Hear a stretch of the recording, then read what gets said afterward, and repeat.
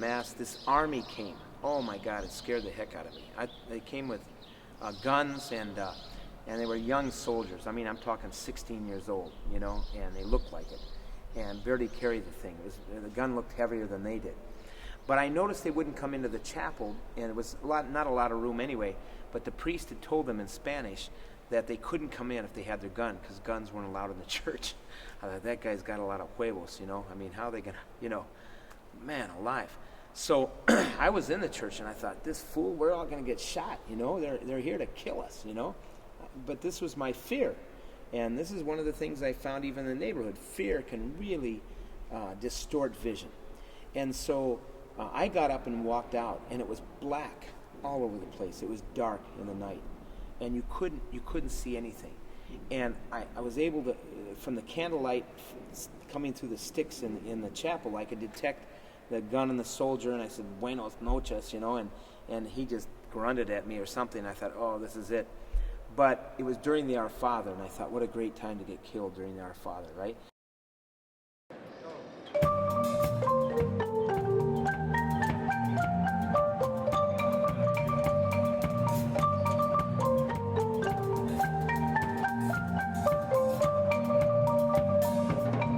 Without Holy Cross, without the choir, without the marimba, I would have been limited in my opportunities we had, and the people that looked out for us, and his example of leadership and his mentorship. And because of that experience, I was able to then go on to Northwestern, and luckily after that got into law school. Now I'm a practicing attorney. So for me, that's one way and for me the best experience of how it's influenced my life.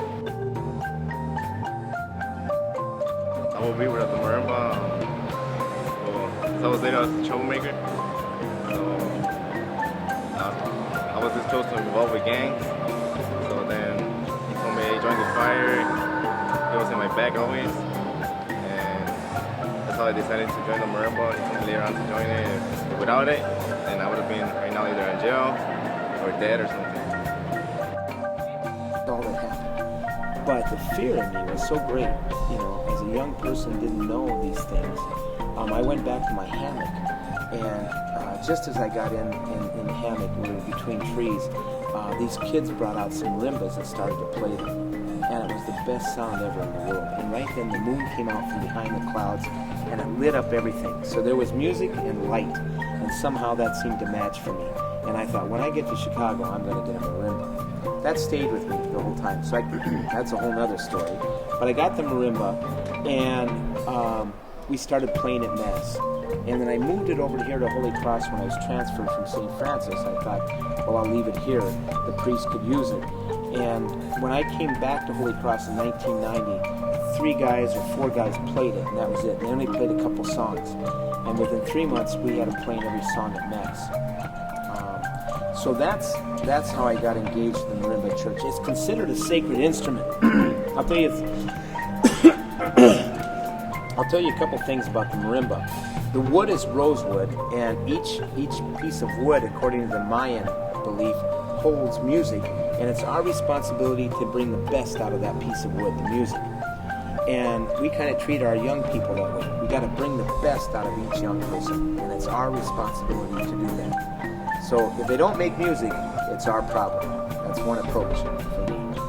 The second thing is as marimba players play together, they had to work as a team. That included the bass player, obviously. Everybody's got to work together. I think that's a great concept for life. We all have to work together. We're not just a church in this neighborhood. We're a park. We're the probation officer. We're the teacher. We're the business. We're the not-for-profit. We all have to work together to make this happen. If anybody's out of it, we have to bring them in. So I think that's a good concept. These are marimba things. For the Mayan, they feel that we're here to borrow the world, and we should make the best use of it, and then we return to God. I think it's a pretty good belief system.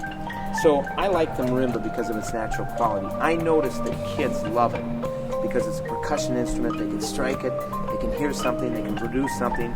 Fairly easy to start off with, gets more complicated as life goes on.